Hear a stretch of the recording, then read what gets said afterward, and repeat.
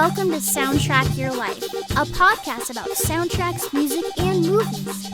Each episode features a guest and focuses on a specific soundtrack and the personal stories connected to it. Now here's your host, Ryan Pack.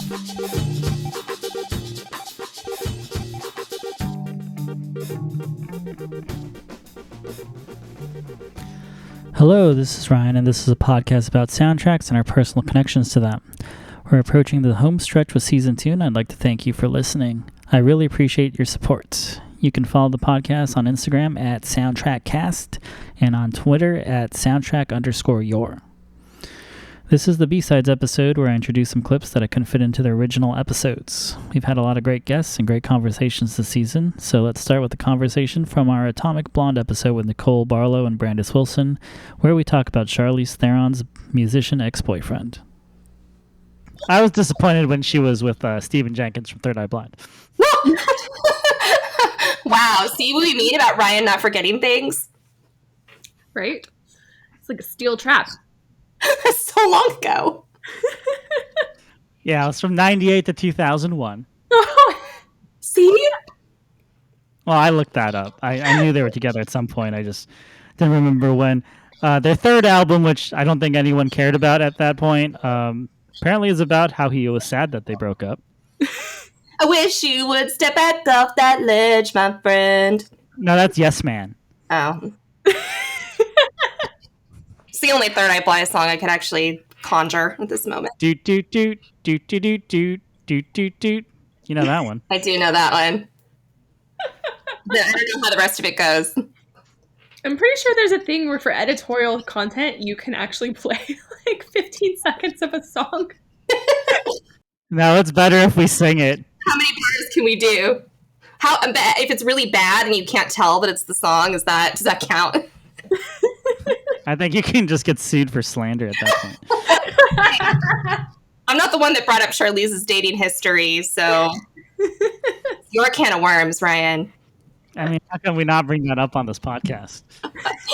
Like, definitely clear who was stepping down in that. Like, you can do a lot better, Charlize. Yes. Mm-hmm. Yeah. This next clip is with Brandice and Nicole from our Velvet Goldmine episode, and for some reason we decided to close the loop on our Yes Man Third Eye Blind thread. That should be a capsule episode, like worst soundtrack ever. Where we just Well, then I would just talk about Yes Man and how that Third Eye Blind song is a plot point in the movie. You love to talk about Yes Man. Like in real life, would anyone not jump from a window because you played them that Third Eye Blind song on an acoustic guitar? No, it might be the opposite. Right? I was like, wait, was that not supposed to get him to jump from the window? Right. And I don't think it was like someone that he knew. It was just like, oh, there's a person who like is in danger. Let me see if I can save them with my acoustic guitar. Which has never worked. No. Just never worked. Well, I don't know if it's ever been tried. Probably not for good reason. Yeah, people are like, oh, that stranger might jump. Let me show them what I've been learning at guitar school. Yeah, not a solid tactic. Let me tune first. Oh, please, wait, no, don't jump yet. Don't jump yet. Just give me 1 second. Guitar. Sir, I only know 6 chords. So I can only play you a couple of songs, but can I try one while you're up there? I'm workshopping it. I'm workshopping this. Do you mind? You get 6 drums in, you're like, wait, shit, I messed up. Let me start over. Oh, shoot, I need my capo.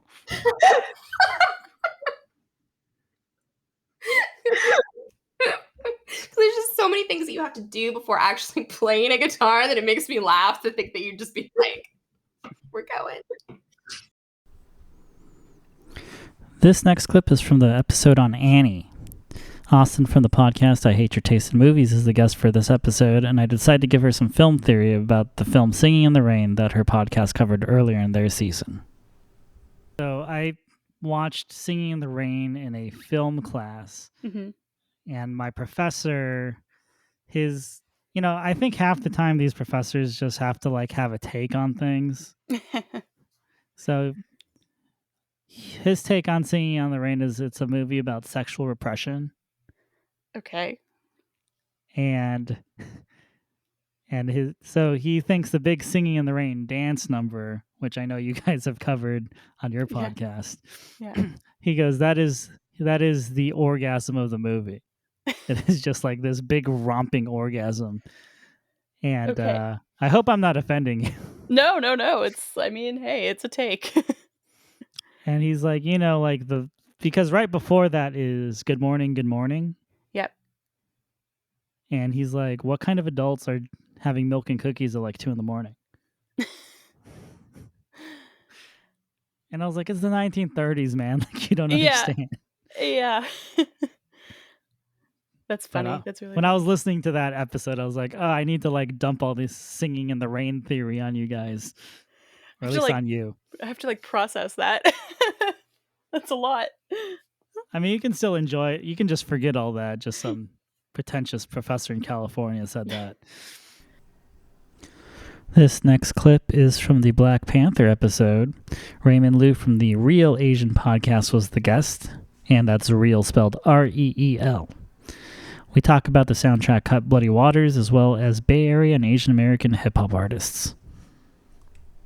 So one song that we haven't talked about yet that the music geek in me got really excited about is Bloody Waters, which is Absol, Anderson .Paak, and James Blake. Yeah. What are your thoughts on that song? So I love that James Blake and Anderson .Paak are both on the same song. James Blake is like this 6'5" British guy who honestly kind of got his start making. He was almost kind of like a DJ at first. Kind of made the kind of producer DJ, and he made these mixes, which would like interpolate some like hip hop stuff. So you could tell he was a hip hop fan, but he kind of made like. It's British. My cousin would have a better explanation, but it's like British two-step, not quite house kind of music. And then he dropped his first album and he sang, and everyone's like, holy shit! Like this guy has like an amazing voice. And then now he's working with all these hip hop people. So it's been amazing to kind of watch his career progress. Yeah. And then I'm a big Anderson .Paak fan, and he's kind of like the opposite. Like James Blake has like this angelic kind of voice, and Anderson .Paak kind of is the epitome of like rap singing, like and it's not like he has an amazing singing voice, but like it's just got so much of his swag. It's swag. It's distinct. Yeah, definitely swag. He definitely puts a lot of personality behind it with that Anderson .Paak. So I do like his music though. It's a cool, like, kind of like fire and ice sort of contrast. And then you have Absol, who's just like rapping about like growing up in Carson. Yeah,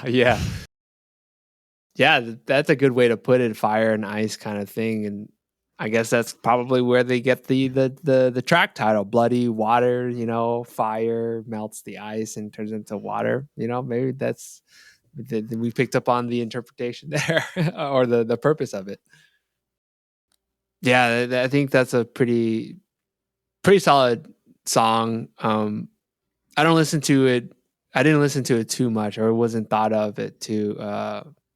It didn't. That song "Bloody Waters" didn't come up in my mind right away, or my top songs when I was listening back on the album. Apologize for that. It was like one of the songs where I saw it on the track list, and I was like, "Oh, there's an Anderson .Paak, James Blake song," and I was like, probably like one of like 5 people in America that was excited about that collaboration. It turned out pretty well though. But maybe they put him in the soundtrack because Kendrick's like, oh, there's like a scene in Busan and you're half Korean, so you get to be on the soundtrack. Oh yeah, he is, huh? Anderson .Paak? Oh really? Do you know Year of the Ox? Yeah, they're like an up and coming Korean rap duo. You should check them out. I don't know if it's something that if you're a hip hop fan, you might like them. But yeah, it's a I'll have Korean to check rap that duo. out. Yeah, they're called Year of the Ox. I think interesting enough that it's currently the Year of the Ox. I don't. They're not new. They've been around, but I guess they know that one of these years it would land. The Year of the Zodiac would land on their name. But yeah, they're pretty solid. I just discovered them because the episode I did on Happy Cleaners, the Korean American film episode that we did, they did an original song for them, and so I got to know them through that. So pretty solid. Oh, very cool. Yeah. Yeah, as far as Asian American rappers, like I know Lyrics Born. Mm. He's from the Bay Area. I don't think I know Lyrics Born too much. Is it fairly new or been around? He's kind of been around. He's buddies with Randall Park, so he's actually in the Always Be My Maybe. He's the bassist in Randall Park's band. Oh, yeah, okay. I was like, why does that sound familiar? I was like, I know I don't really listen to it, but it sounds familiar. And we watched Always Be Like Maybe. I was like, when I was looking at the IMDb, I was like, oh, this person's an actual artist. Pilo, I know Pilo. He's Filipino, I believe. He's a Bay Area artist. Yeah, he's hi-fi background. He kind of has that sound, Bay Area. So Okay. yeah. So I my old roommate. So I found him on Craigslist. Mm-hmm. And he's a 6'5" white dude from Tahoe. Interesting. Like, from Tahoe. I don't think I've never met anyone from Tahoe. From Tahoe.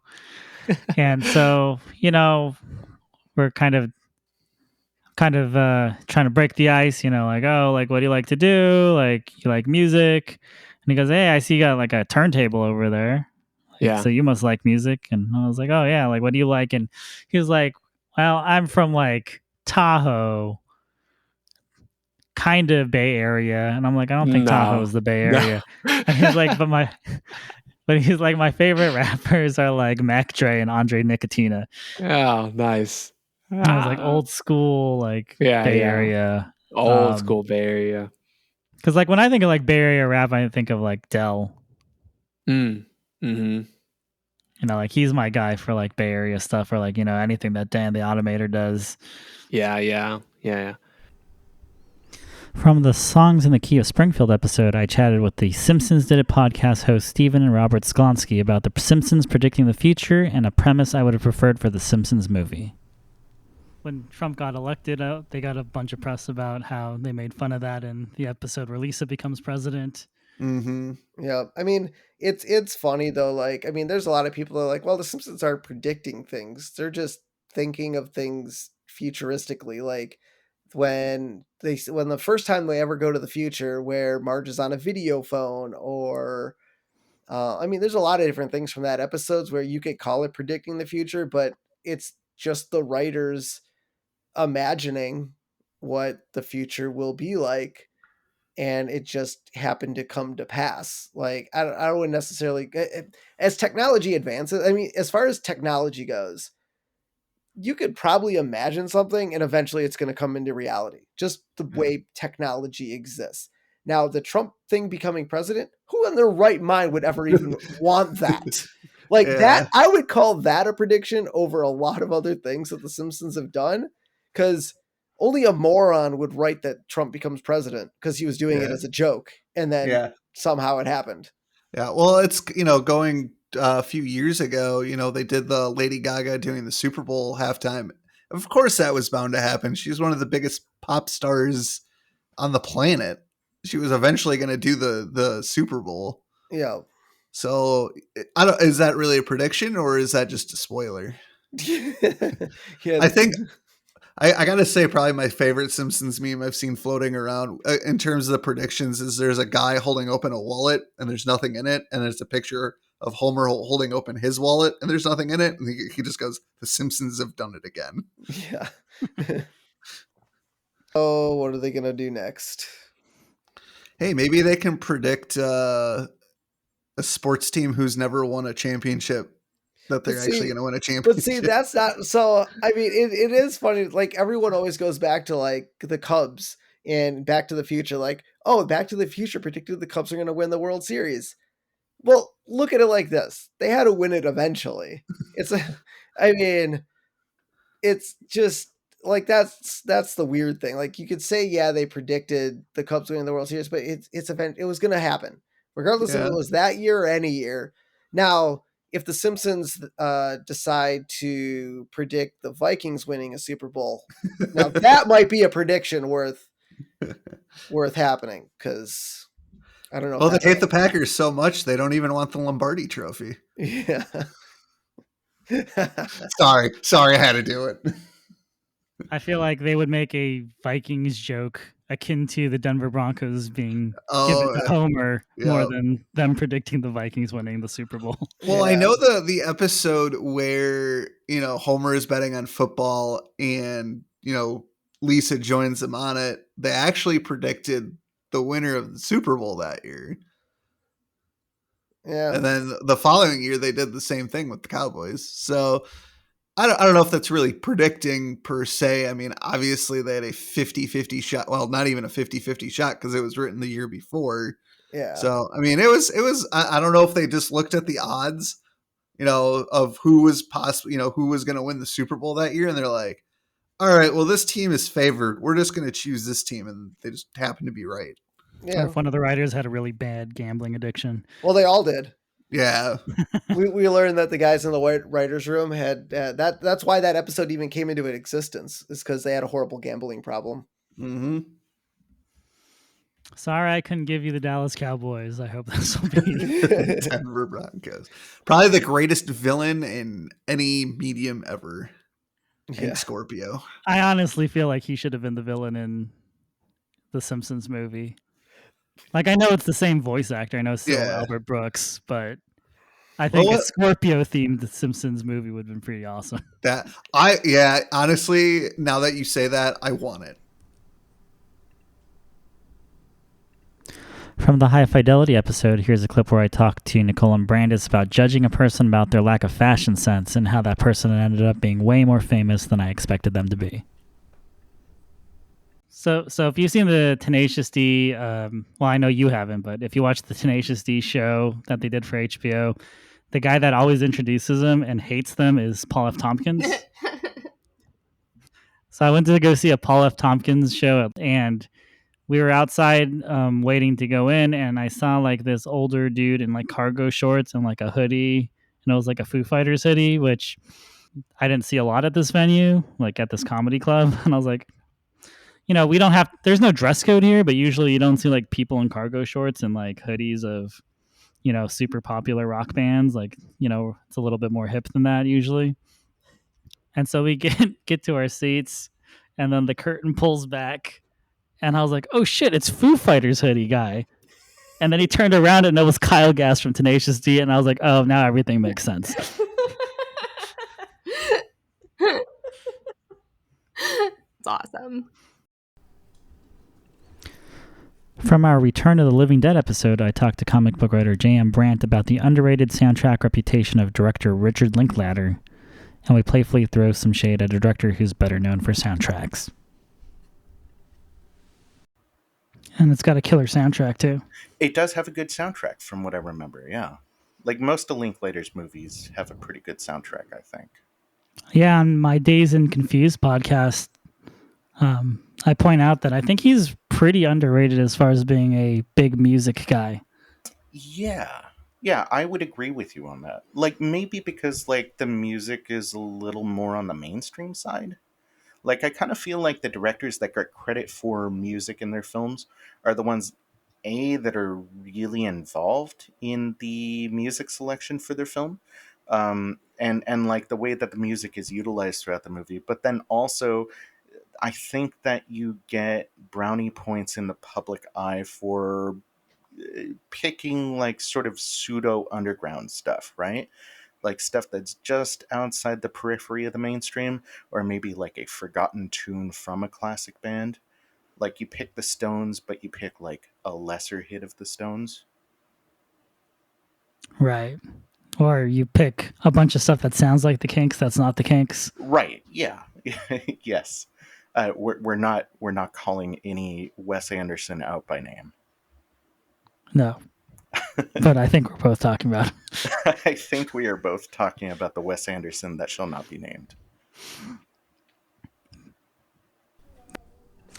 From the Raiders of the Lost Ark episode, director, writer, actor Peter Gardner and I chat about our fathers not being able to suspend their disbelief for some movies that they still enjoyed.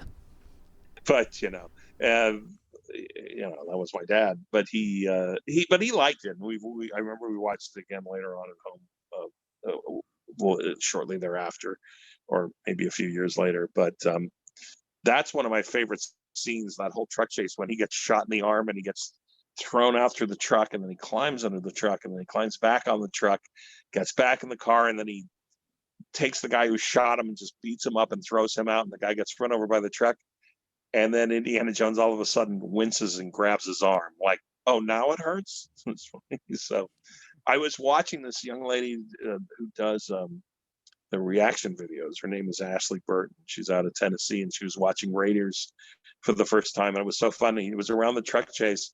And all of a sudden she goes, wait, who's teaching this class? And I'm going, I never thought of that in 40 years.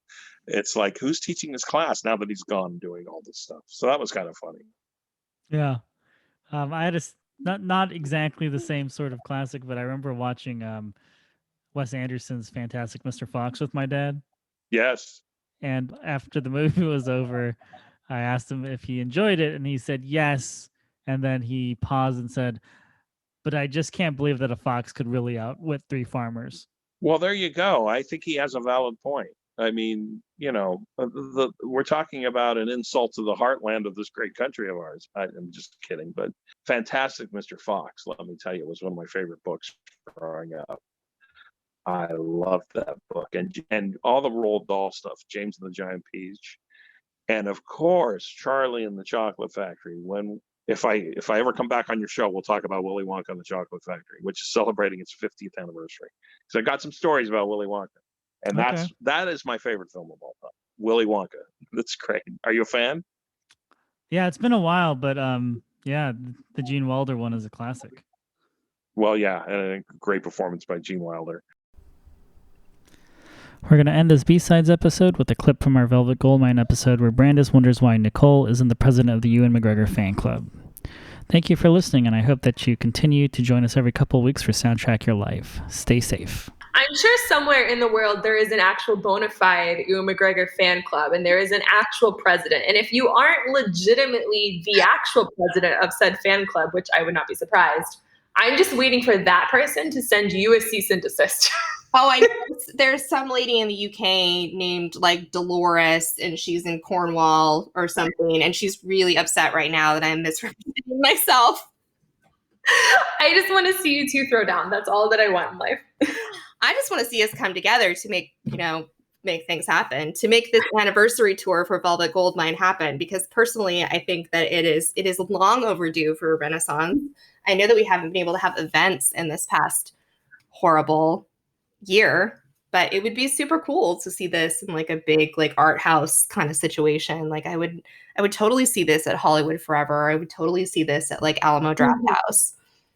Oh yeah, this would definitely, even like the bowl, it would be really great at the bowl. Oh, yes, it would be so good at the bowl. Brandice, yes. Exactly. We will find Ewan McGregor's agent. We will send this podcast episode. We will make this happen. If you are listening, Ewan McGregor's agent, or even Ewan McGregor, first of all, please do not get a restraining order. And second of all, tour. It'd be great. It'd be great. Thanks for joining us this week on Soundtrack Your Life.